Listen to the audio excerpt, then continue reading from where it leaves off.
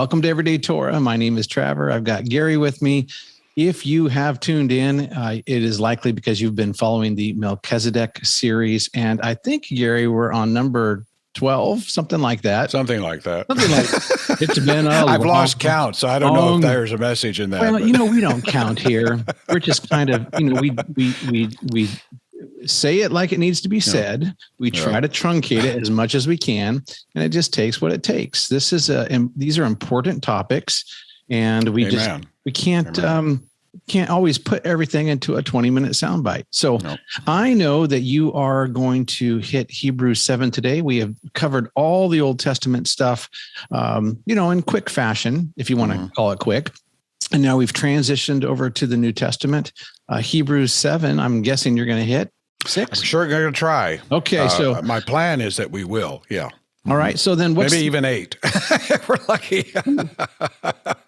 I am not going to hold my breath on that. Okay, so what's the trajectory for today? Today, we will examine the book of Hebrews. I'm going to be exclusively on that topic, certainly today and probably most of our next podcast as well. It is, in fact, one of the most remarkable theological topics in all of the New Testament. In fact, I think the discussion in Hebrews rivals Romans for the depth of theology that's contained within it. And it's very critical theology. It's theology that actually does make a difference. In other words, the understanding of it is really important for the believer. And I think we mentioned last time that when the author, who I believe most likely is either Paul or certainly Paul, had a very strong hand in the production of this work. But in any event, whoever wrote it, the author is trying to communicate with a Jewish audience that he even feels in some ways should already kind of know this stuff or beginning, to get the revelation of it. And they've been a little bit slow on the uptake. And as we talked about last time, the Jewish audience in the first century, particularly the Jewish audience, but even the Gentiles who came to faith, they were really a sophisticated group of people. These were not country bumpkins. These were not people that did not know stuff, and they knew a lot about the Scripture. And that's one of the reasons I think the author is maybe at the beginning just an eensy bit impatient with them. Because their background should have enabled them to begin to press in and understand some of the concepts that he's about to present. So with that sort of thought in mind, what we're going to try to do is work our way through the argument. Now what I'll be giving you are highlights of the argument, and what I tried to do is tie them together so that they would be coherent to people. So I think I will answer certainly all of the major questions. I might have to let a few minor ones pass just because of time, but I trust that in doing it this way, and so I kind of have arranged it in a somewhat topical, but it's also quasi-chronological, meaning that the order of the argument in Hebrews is approximately given by the topics that I've outlined. Okay. And we'll try to, state a thesis or suggest a thesis, and then say, let's look at this passage, and now let's analyze what the passage is saying in order to see, does it support this thesis? And so there are remarkably, or maybe unremarkably, 7 of them that I'll be addressing in total. That, by the way, was not by intention. 7 just popped out as a number. So, because I know 7's a very pop popular out number than 6.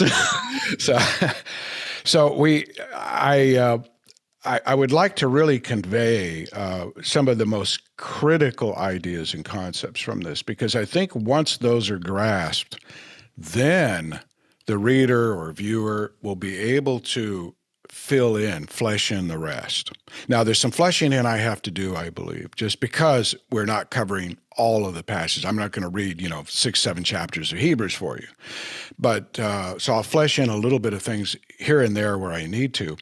But I am going to concentrate, and I try to choose portions of the Scripture that I thought did the best job with the fewest amount of words, getting the idea across. Okay, so fair enough. All right. So with that proviso articulated, I guess we're ready to to launch into this. And believe me, get ready to get on the wild pony here. We're going to go for a pretty wild ride, I think, ahead of us here. Okay. Well, I have saddled up. Here we go. Here we go. I'm in Hebrews 6. Where are we going to start? We are going to start actually a little earlier than that. Okay. But we will deal with the first chapters pretty rapidly because they're just setting the stage. And in fact, the first point that I want to cover with you is that what the author in Hebrews is doing is he takes these first 3 to 4 chapters to set a stage for us. And this stage is very interesting because it is actually in some ways dealing with the qualifications of Messiah for being the individual that the author is going to subsequently link him to, that is Melchizedek himself. And what the author is going to also show us is that this Messiah, who is Jesus, the Son of God, okay, and I want to emphasize that, is the only person capable of fulfilling the qualifications necessary to do the task appointed by the Father in this regard. Amen. He's the only one. There is no other. All right. So I like to call this the no other clause. You know, there's a job awaiting. It has a job description. Only one person can fulfill the job description. And so the Hebrew writer is showing his audience, or her audience, but I'm guessing his, that the job description, Jesus fills this perfectly. Yes. We're not looking for Bar Kokhba. We're not looking for anybody else. No, Jesus has fulfilled it. It is here. There's another dimension to this as well that's important to understand, I think, because we know that the Jewish religion, sees the Messiah strictly in human terms. This Messiah is a human being. He's a very wonderful human being. He's a very almost human being having no peers, if you will. But he's seen strictly in human terms. And as we'll begin with this first point, and you'll see as we kind of work our way through, the message that keeps coming through is this job description does not fit the capabilities of any human being. It has to come something much greater than a human source to fulfill this job description. Gotcha. And, if I might just think through that for a second, in that I didn't know, Gary, that the Jewish theologies did not see Jesus or the Messiah as divine. Yeah. So that does throw kind of a hiccup in here because the Hebrew writer is showing how these both are coexisting. That's correct. That's divinity and humanity. That's right. And the fact that the author can feel that he can talk to a Jewish audience about these matters means that the Jews of the first century maybe were not so sold on this idea as later Judaism has become. I mean, today, of course, Judaism today is very strong on the humanity of the Messiah.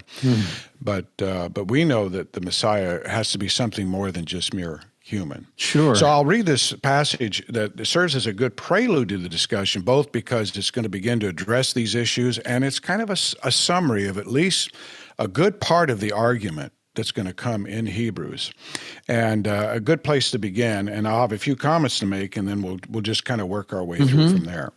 So this we can actually say, because if we include these earlier chapters along with chapters, let's say the end of 4 all the way through the end of 10, almost to the end of 10. I mean, we have a lot of Hebrews, right, that directly is dealing with this subject. And then we have the earlier chapters that's introducing it. So you put the two together, you have almost 10 chapters of the book of Hebrew devoted to this subject. So I think that is a pretty convincing argument that this subject of Melchizedek and the identity of Melchizedek and the function of Melchizedek, what it means to us, is this one, if not the central message of Hebrews. And the figure of Melchizedek is the central figure around which the book of Hebrews revolves. So with that, I'll start in, I think it's Hebrews 4:14, and I'll read on into 5. Okay. Seeing then that we have a great high priest who has passed through the heavens, Jesus, the Son of God, let us hold fast our confession. For we do not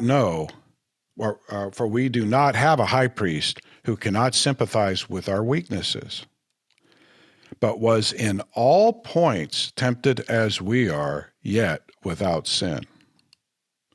Let us therefore come boldly to the throne of grace. I like that expression, the throne of grace, that we may obtain mercy and find grace to help in time of need. For every high priest taken from among men, referring now to the Levitical high priest, is appointed for men in things pertaining to God, that he may offer both gifts and sacrifices for sins. He can have compassion on those who are ignorant and going astray. Now notice that he can have compassion on those who are ignorant and going astray, since he himself is also subject to weakness. Because of this, he is required as for the people, or this what this means here, like the people are, so also for himself to offer sacrifices for sins. Now again, we're talking about in relationship to men here in these last few sentences. So you're assuming now that the high priest is a man, for he follows this statement with, and no man takes this honor to himself, but he who is called by God, just as Aaron was. Okay, so it's clearly now talking about the Levitical high priest. So there are qualifications to the high priesthood, specifically to the Levitical high priesthood. And one of those qualifications was he had to be called by God. And Aaron was called by God. And you had to have compassion for the people that you minister to. So those are the two major points in this section. Now we go on to, so also Christ did not glorify himself to become high priest, but it was he who said to him, the he being presumably the Father, who said to him, "You are my son, today I have begotten you." And as he also says in another place, "You are a priest forever, according to the order of Melchizedek." So there's a lot in this passage. I'll just mine out a couple of things because fortunately we'll also be able to do a little more further analysis on this section as we go through the argument in detail in what follows. I want to start with the fact that the writer is telling us that Yeshua did not seek this honor for himself. I think that's very interesting. And by the way, neither did the Levitical high priest, right? The Levitical high priest, it came to him as a matter of inheritance. Hey, if you were in the line to be high priest, guess what? That was your destiny. You either accepted the call of God or you did not. You know, that was the way it worked. And there's a similar thing going on here, the author is telling us, with this Melchizedek high priesthood. It was something called by God, but it was something that the one who was ultimately designated to be the one that would fill the position was themselves not seeking. Now think about that. In other words, he didn't say, well, gee, I think I'll become a high priest of the people. And no. That was not the way it was. It was the Father saying to the Son, I have begotten you, you shall be a priest forever after the order of Melchizedek. Yeah, one's got to wonder if the Hebrew writer is juxtaposing this non-power grab on Jesus's part in contrast to the Pharisees and Sadducees, where they had politicized everything. Yes. Yeah. Yes. Yeah, this was a matter of calling for which, in some ways, I mean, certainly in human terms, we would say, well, gee, we have no option. God calls, you answer, right? You know, but that's the idea. And yet, we're going to learn later when we get into Hebrews 10 that is quoted a psalm which basically states that Yeshua's response, it's indicating Yeshua's response to this call was, I will do your will, O Lord.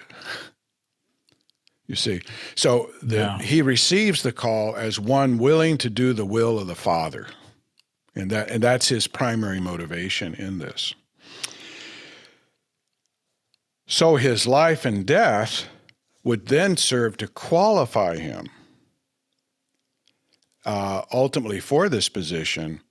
And as we're going to learn as we go through, starting here and with other passages that we will discuss, he is really the only one that could have fulfilled this calling. There was no one else. There was a job. The job description was put forward, And there was only one in the universe found that could step into this job and perform the function in all essence.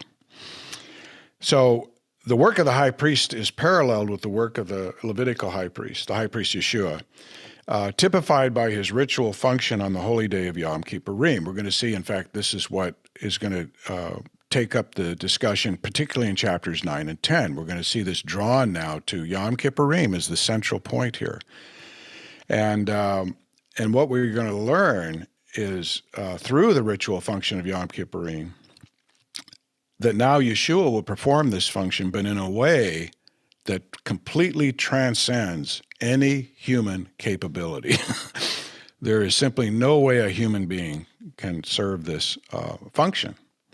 So why do we say this? Well, indeed, Yeshua, as the high priest after the order of Melchizedek, stands in the very presence of the Father before his throne, making continual intercession on our behalf.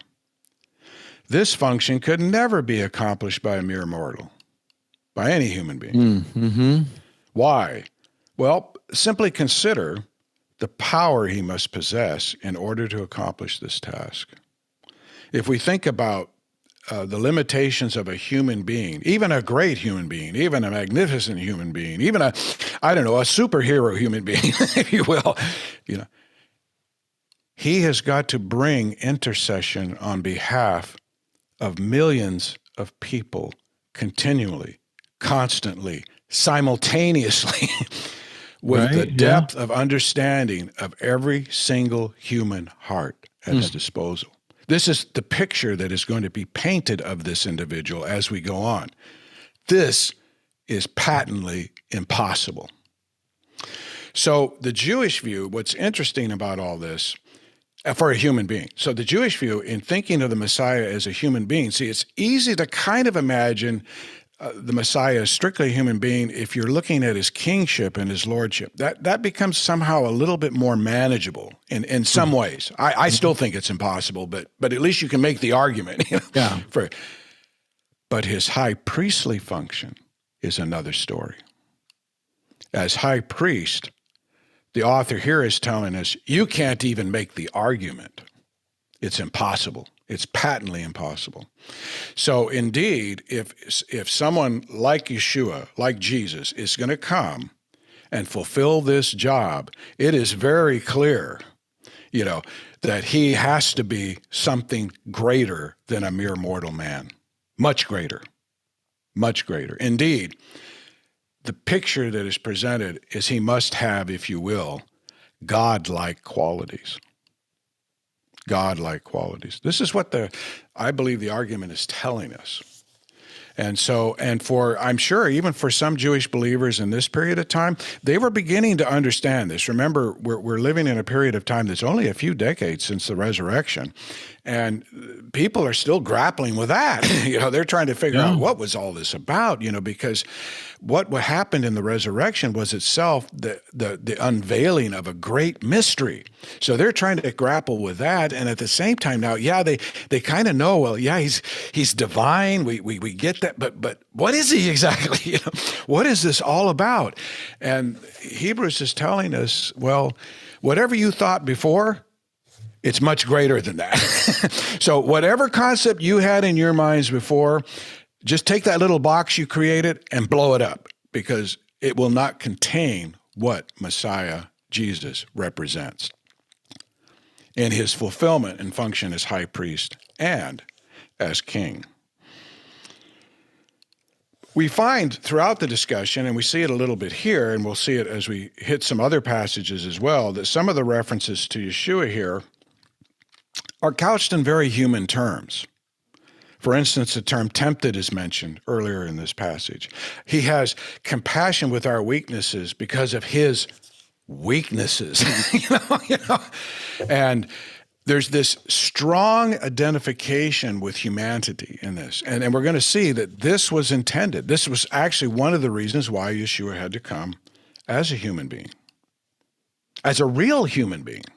Right, and tempted to qualify for this. He had to have an earthly, in the flesh ministry, where he had to be a substitute for me. I have faced this sin and failed, but he has not failed. That's correct. That is exactly right. And the Father believes, and Yeshua obviously agrees, that there must be something that demonstrates that that's not the case. He does understand. He does relate. Okay, he identifies with us because in every respect, like us, he was human.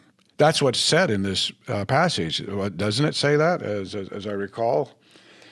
I know I read it, but I don't seem to be able to find it at the moment, but I read it in the earlier passage that he's able to identify his weaknesses because he was tempted in all points as we are. And so, therefore, there is this demonstration that's taking place, and Yeshua is assuming this role as a human being in the truest sense of the term. And as I know, you know church history, and you know that even in the first century, there were those trying to discount his humanity, saying, oh, he was not really a human being. No. He was God. He was just masquerading as a human being, you see? Right. No. John calls that Antichrist. He does in his first epistle, right? No, it's very important people understand he was as human as you or I. Yeah, so you're referring to chapter 4, verse 15. For we do not have a high priest who cannot sympathize with That's our it, yeah, with our weaknesses, yeah. He was tempted as we are, yet without sin. Now I see it. Thank you. Yeah. So this is what we're talking about. So what we have to understand in this, I believe, is we should not construe this to mean that he was merely human, that he was somehow limited because of these things. This is a matter of identification, and the purpose of this identification is not to undermine or diminish his divine origin or nature. It is to help us understand the mystery of his humanity. There's a mystery involved in the humanity of Yeshua. That's why, by the way, the incarnation is such an important teaching, to understand that, and why 2 whole chapters of the New Testament are devoted to it, right? In the birth, right, through Mary.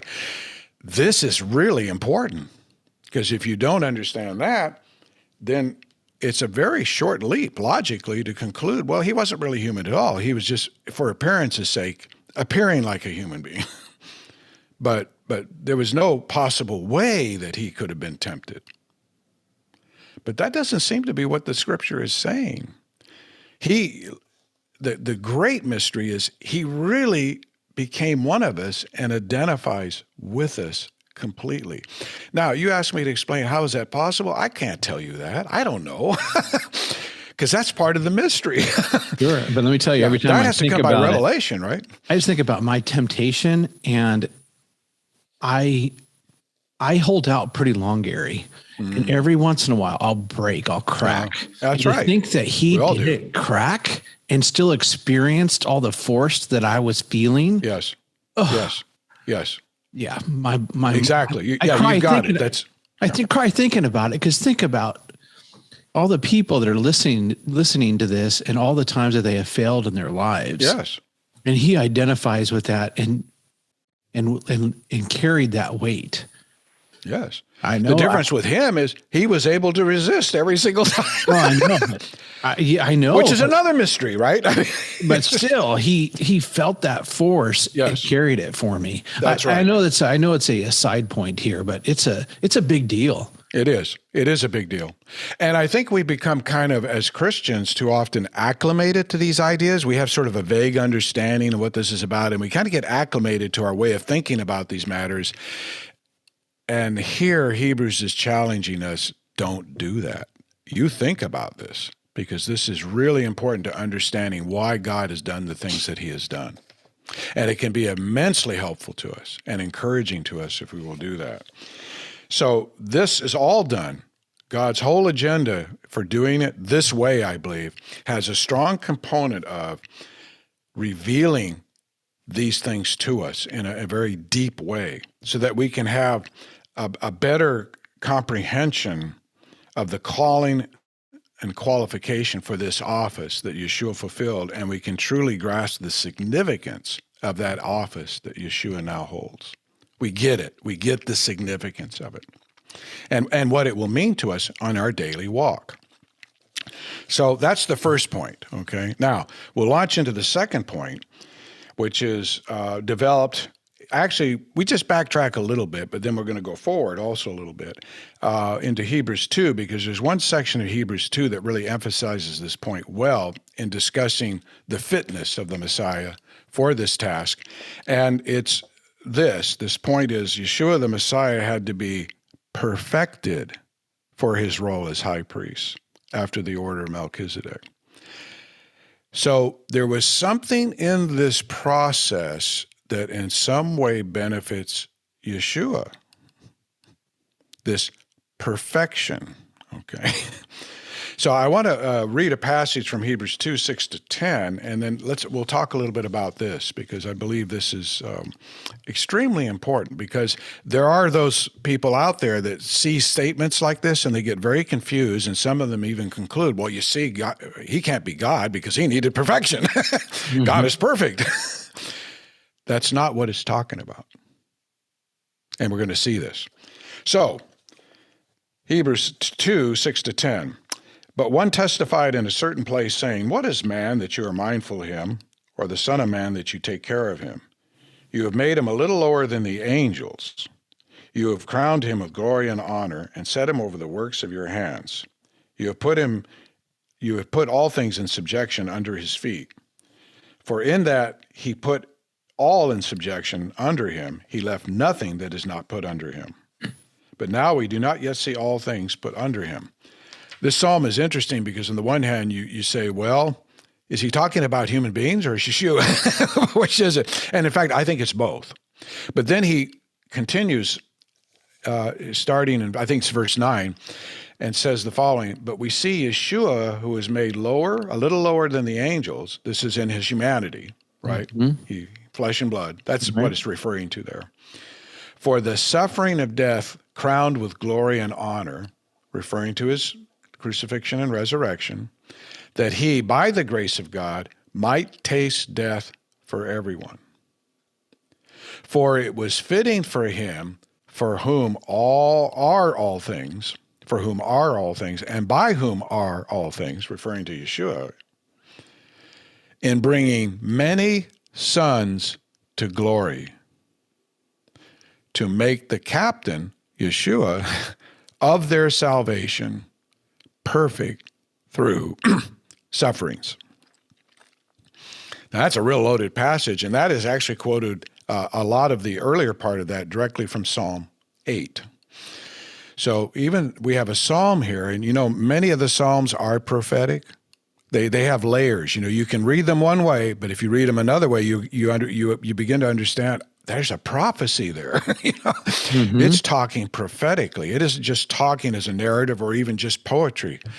There's a prophetic element to it, and we see that here in Hebrews.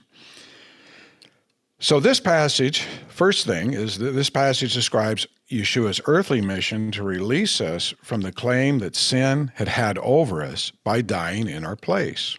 That's the part, might taste death for everyone. That is, to remit our indebtedness to sin, which leads to death, by his death as the unblemished sacrifice. That's what that's referring to. This will all be fleshed out further. It's kind of introduced here, but it's fleshed out further in Hebrews. This was his destiny, and is connected by the same passage to how man, as a result, can now take hold of the destiny that God had ordained for him. See, that's the double entendre in the first part of Psalm 8 that we read. Mm-hmm. There's a double entendre. He's talking about man, but he's talking about Yeshua. But Yeshua, in a sense, is the representative of humanity in the act that he did. For all intents and purposes, he became humanity embodied in a single individual who paid the penalty for everyone, you see. Yeah. So we get carried along not only by the being freed by the grace of God, but also in the same destiny as Yeshua, you see. Yeah. So perfect through sufferings. We'll come back to that in a moment. So Yeshua has distinguished himself in a very important and fundamental way from all of the rest of humanity that ever lived by dying for each one of us.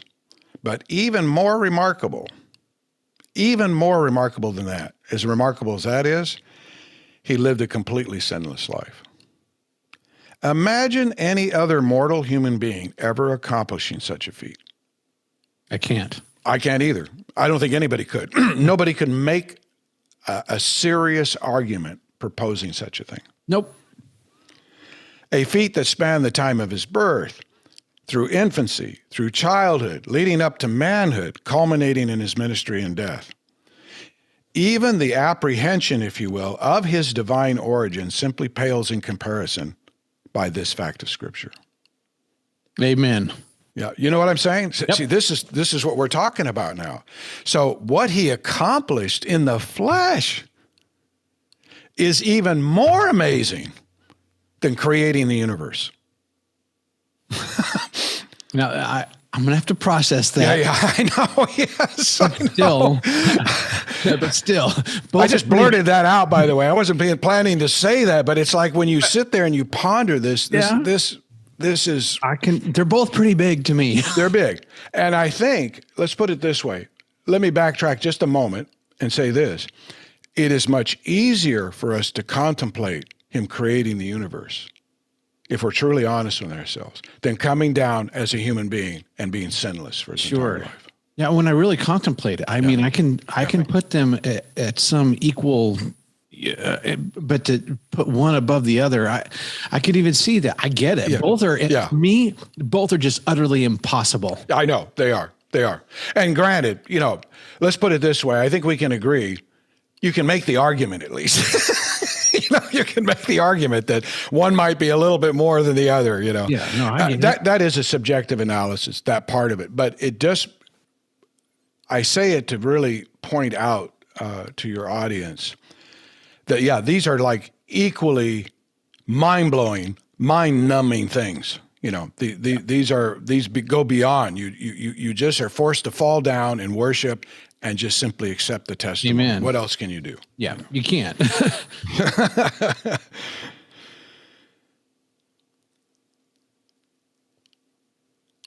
We will learn also further that the mission culminating in his death was foreordained by God and set aside specifically for the person of Messiah to perform. So this too, being high priest, you see, well, the death is part of the package. He had to go through that experience of suffering. And we'll explore that idea a little more further later, but it's kind of introduced to us here in this passage. This required complete trust by Yeshua toward the Father and his submission to the Father's call of suffering specifically. So it wasn't just coming down and doing his song and dance and getting everybody saved. No, this came at a cost, and he had to be willing to pay that cost of suffering. And we learn that perfection comes through suffering. The perfection that's being discussed here comes through suffering. There is no other way. It is the only way. So it means true for man, true for God. It's a hard truth, but... is that a hard truth? Yeah. It is. But so all I'm doing is trying to articulate. Don't blame me. I'm just trying to articulate what the author of Hebrews is saying here. So everybody has to go deal with it on their own terms, right? So, and further, as we go on, as indicated in Hebrews 2:10, which is the very last verse we read, he would be made perfect through suffering. That is, through the process of his suffering, Yeshua would become perfect. Not, and I want to emphasize this point strongly, not that there was any flaw in his character. It has nothing to do with that. Yeah. Absolutely nothing. And there are those out there that want to deny the deity of Christ on this kind of a verse. Yeah, they're wrong. Yeah, this is nonsense. Absolute nonsense. It is not due to that, but rather the duties of the high priest required that the one performing them be able to completely identify with those that for whom he would intercede and minister. It's part of the job description. Amen. Yep. And the nature of the suffering he endured, like a refiner's fire, would make him perfect. Or if we really look at the Greek there, it also means would make him complete to the task. Perfect. Completed for the task, for the duty that he would now be engaging in. That the Father determined that that was essential. Who is any man to call that into question? Yeah. So I just, for our listener, because they're wondering, hey, why all the fire? There is a sect of the Messianic movement that has basically said that Jesus is not God. Mm-hmm. And it's something that Gary and I theologically think of that as just a big fat lie. We want to be emphatic about our stance on that. And we think Scripture clearly points to the divinity of Yeshua. And so when we come to passages like this, it's something that Gary and I want to emphasize. And that's why the little bit of fire there. Mm. Yeah, I want it to be absolutely clear. Yeah, it was clear. And we will have people of that persuasion that may listen to these podcasts. I want them to be challenged. Well, sure, and they should. Yeah, absolutely. Yeah. Let them know in no uncertain terms that they're walking on dangerous ground here. Yeah. So I feel for them. I can understand, by the way, the confusion, the consternation, but it requires humility and it requires reading all of the Scripture. You can't just read your little Scripture bites, your selections that appeal to you, and say what you think you want them to say. You have to get the full revelation of the Scripture. Yeah, take it all together. And see it in its proper context. So that's my case.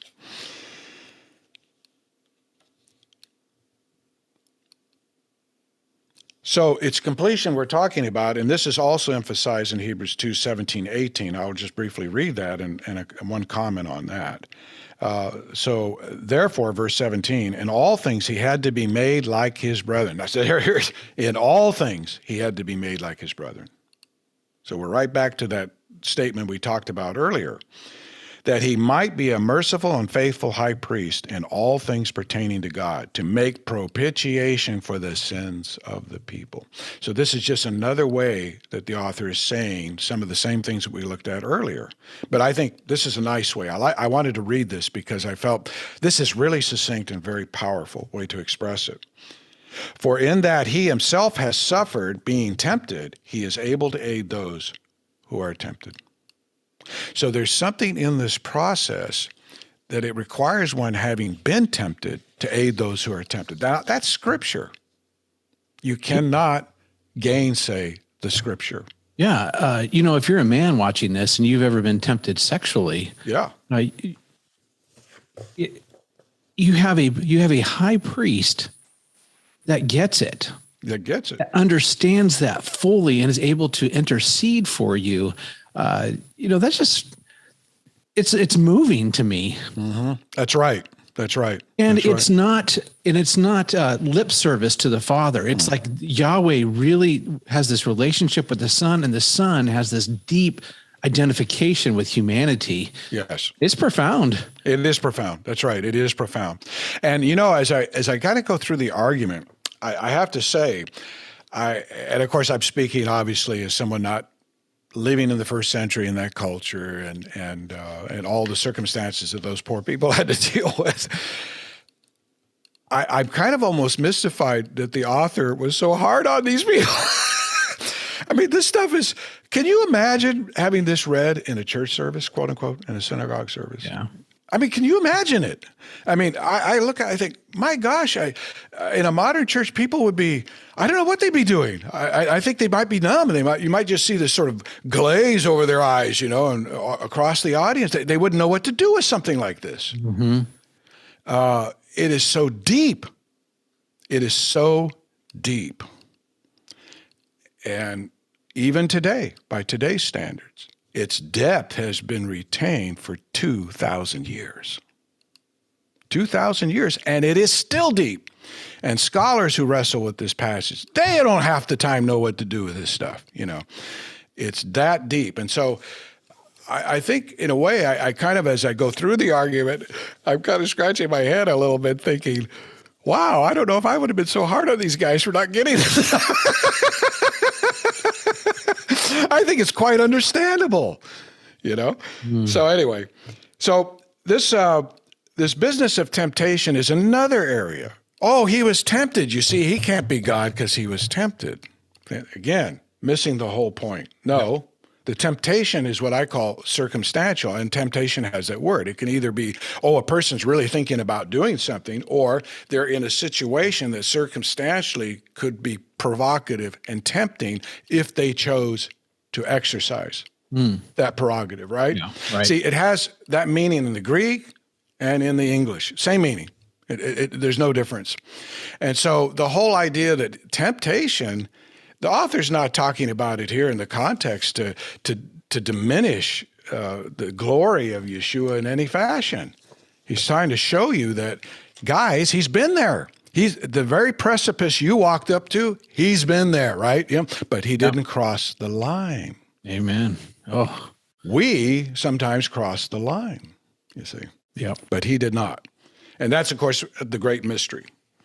So that's the second point, understanding the concept of perfection and completeness in assuming this mantle, if you will, and going through the experience he did on the earth in his ministry and death.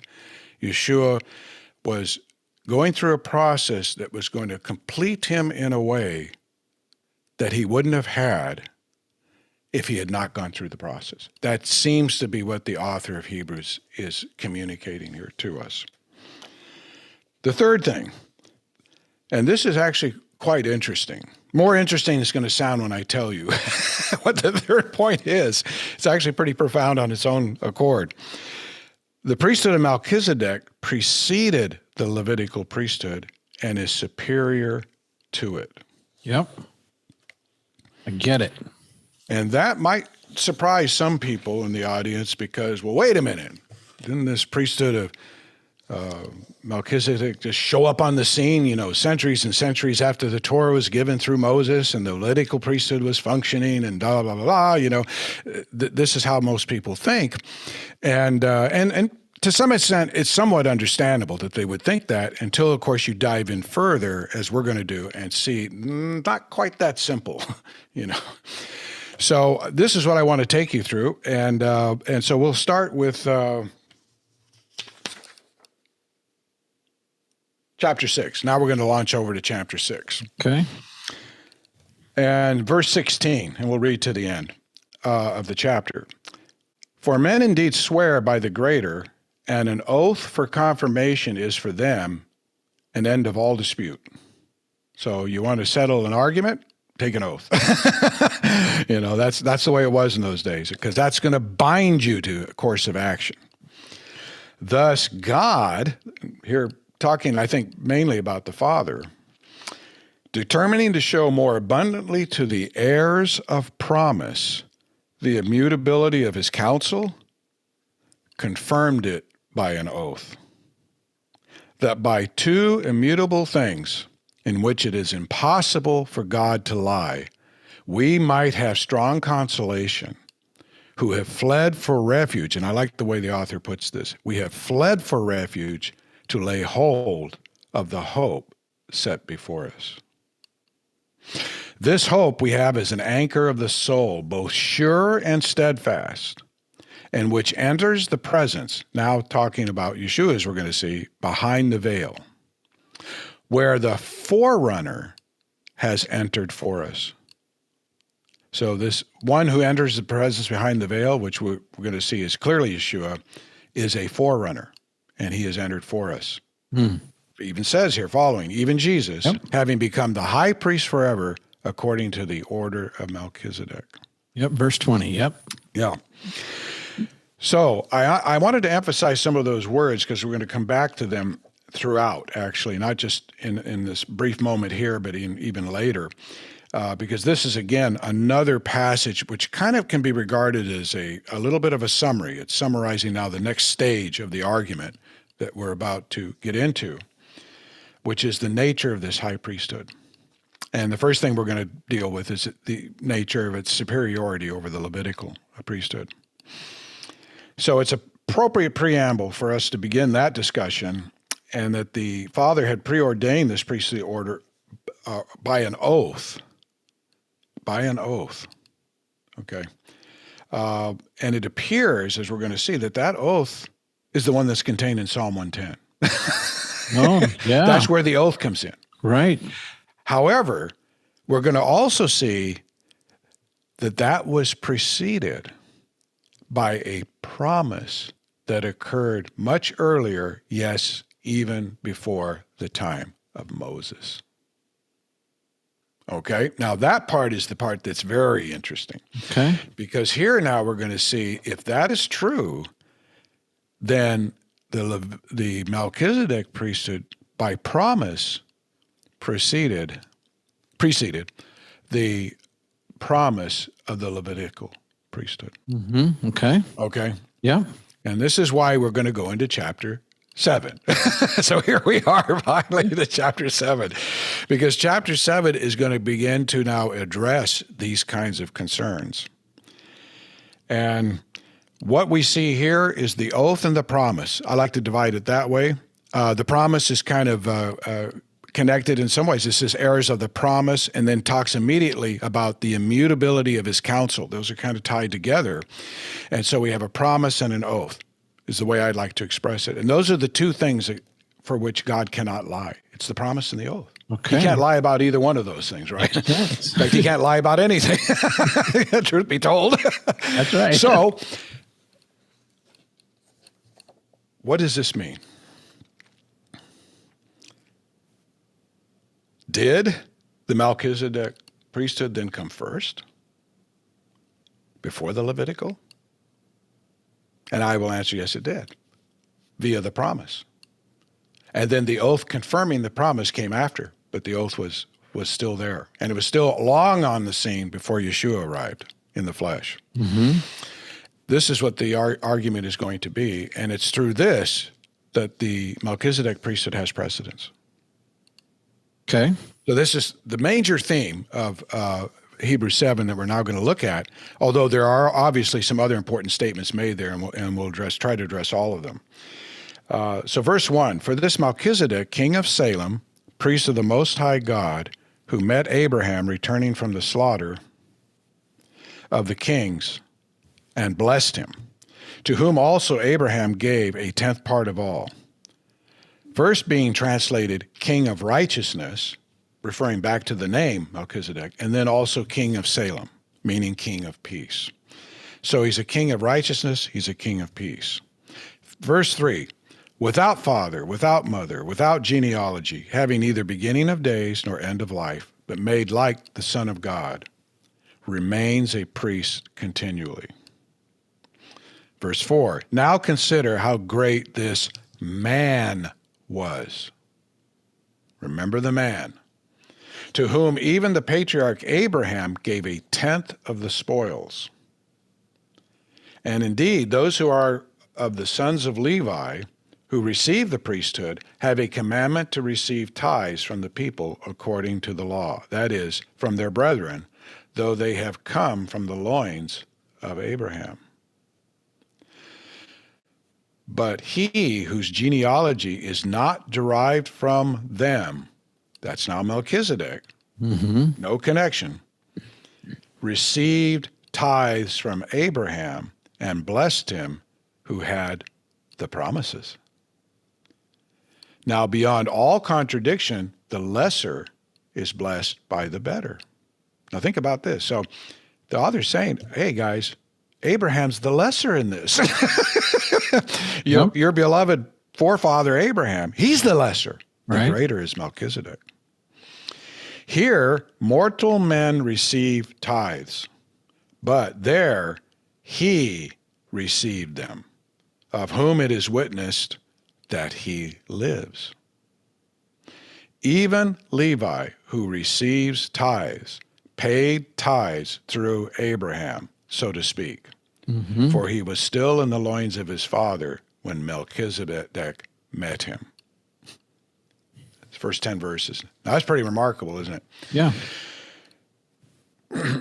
So how I see this passage, and I wanted you to focus a few times on the words man and mortal, because when that's being used, it's being used in reference to Melchizedek both times.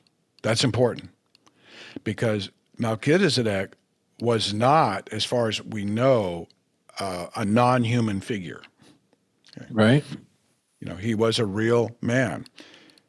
But he serves as a type of an eternal figure. This is what I believe the author is trying to tell us. So, and how does this happen? It's very interesting in this narrative in Genesis. This narrative's pulled entirely from Genesis chapter 14. It's very interesting how the style of this, the style is actually somewhat a little bit unique, but not so unique that you scratch your head and wonder, was this a biblical author, saying this stuff? Yeah. Yeah. Narratives in the scripture have meaning to them that's more than just about a history. There's the historical things that occur. Abraham really met Melchizedek. They conferred with one another, they fellowshiped with one another, and Abraham recognized something in this individual that said, I need to give him a tenth of my spoils, okay? That would be the short version of the story. But in this narrative, the way it's couched, there are things that are not said. And this is a good lesson for us. The narrative doesn't say things. It doesn't say things, for instance, like, where did Melchizedek come from? Who is this guy? Right. Everybody of any importance in the Torah has a genealogy associated with him. We know who his father was. We know who his mother was. We know all this stuff, and yet he is presented in the narrative as though he just sort of popped into existence one day. He just comes out of nowhere. He's the king of Salem. We're not even sure exactly where that was. People have ideas. Some people think it could have been Jerusalem or somewhere else up in the northern part of Israel. But we don't know. He's like this unknown figure that comes out of nowhere, Just a couple things here. Number one, we got about 10 minutes. Okay. Number two is, I've been around my seminary people, and one of the streams of thought is that this is a Christophany. And I don't hear you saying that. No, I don't think, because Christophanies are not spoken of in this way. Almost every single one, you have an indication that somebody just met the angel of the Lord or some other similar thing, right? Yeah, I totally. So this would be completely unique if it were, okay. But I do believe that whether it was or not, in one sense, I don't want to say it's immaterial. It can be an important subject to sort of iron out. But it doesn't detract, in some sense, from the argument. It's just, for me, it gives people a sense that if you do view him, I'll put it this way, if you do view him as just a historical figure, but was used as a type, that's perfectly consistent. You can do that, and it's consistent with the literary style of what's being given here. And since mortality is associated with this figure twice in the passage, it sort of leaves me like going, well, if you're talking mortality, I can't be so sure now. Well, just in the narrative, in the way that you've presented it, it seems like whether it was a Christophany or not is a bit trivial because the Hebrew author isn't trying to make that point one way or the other. They're just trying to show how Yeshua is in this order, and it's this narrative that we need to be concentrating on, it seems to me.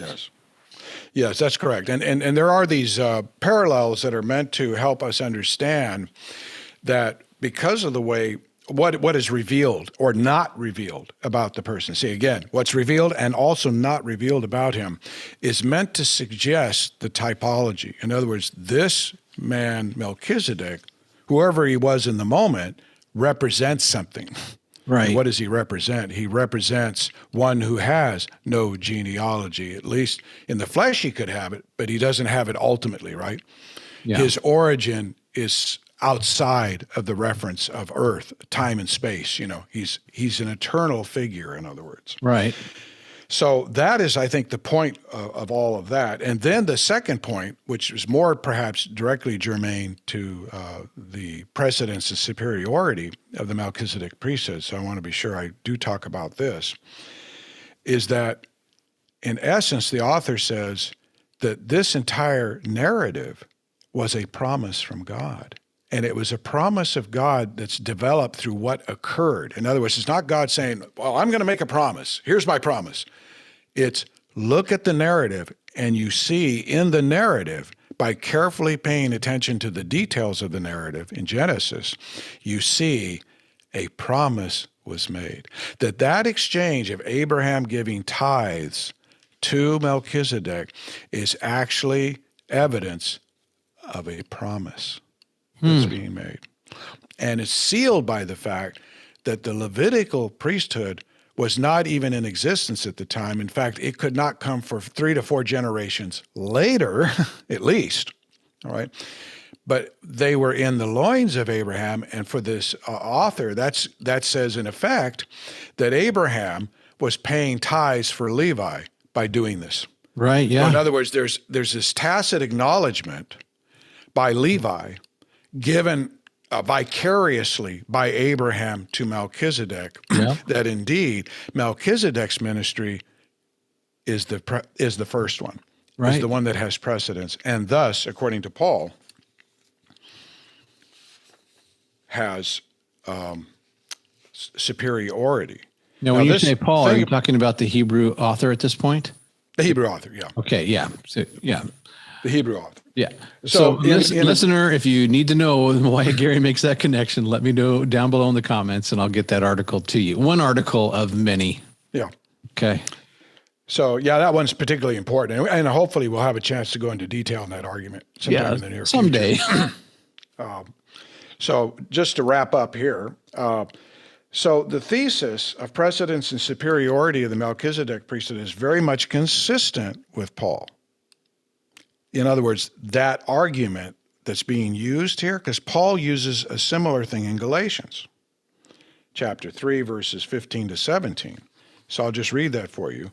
Okay. Brethren, I speak in a manner of men. Though it is only a man's covenant, yet if it is confirmed, no one annuls or adds to it. Now to Abraham and his seed were the promises made. Promises. There's those promises. Yeah. He does not say, and to seeds, as of many, but as of one, and to your seed, who is Christ.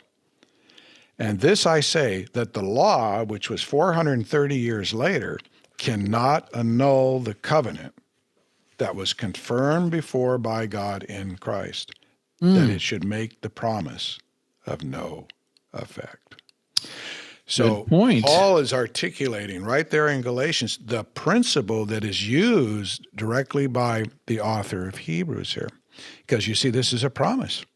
So a promise, a covenant, sometimes those words are virtually synonymous, but, it depends on the circumstance. But the idea is, if God intended something, if he uttered it out of his mouth, or if he intended it as a clear message that resulted in this case from this narrative, that's good enough.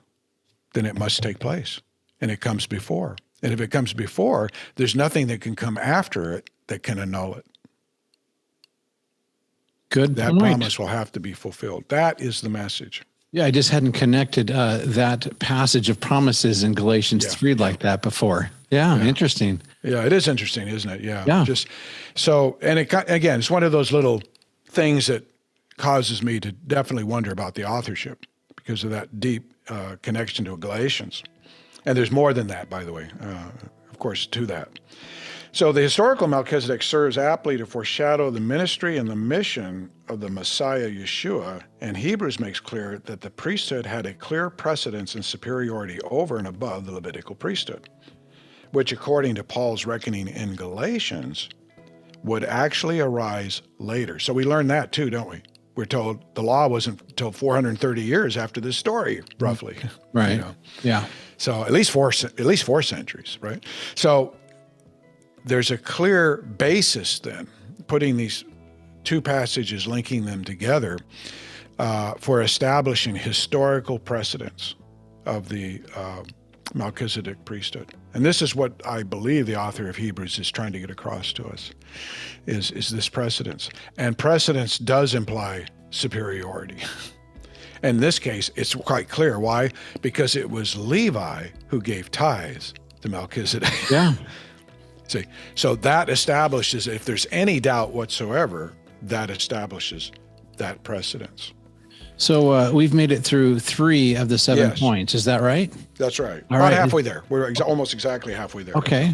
So then is this a good stopping point for today? Yes, I think we'd have to, yeah. Okay, the 4th point is actually one of the more lengthy ones. So. Well, one of the things I don't want you to do is I don't want you to rush anything, and we need to wrap up for the day. Gary, as always, on behalf of our listeners, thank you for the time that you've put into this. Now, I happen to know that Gary has, have you finished the book yet? Or yes, it's not yet. I have the first draft basically finished. Yeah. Okay. So Gary's been working through this for years now, and even before he started working on the book for maybe a couple years, he's been thinking in this direction for many, many, many years, and that's why we have him on, of course, because boy, I'll tell you, that's what I've learned about people who are older than me. They're smart. They know some stuff. So Gary, thank you so much. I know, Gary, even though you are older, you are a guy just like me, and you are humble, want to walk with Messiah Yeshua, and you are not above obedience. You are a simple Yeshua following man who just day by day wants to honor his Messiah by walking in righteousness, just humbly waiting for his appearing, his second coming. Amen. And I just want to say thank you for that, Gary, and for your wife too. I won't say her name, but for your wife who models that for us as well. Yeah, she's very dear. We love her so much. And Yeshua walked in the Torah and being perfected. It's just, and now that you've couched that word, being perfected, and you too are going through a sanctifying process. You too are being perfected. And as the Spirit works in you and you seek to follow the Torah or God's instruction every day of your life, well, that's why we call it Everyday Torah. We'll see you next time.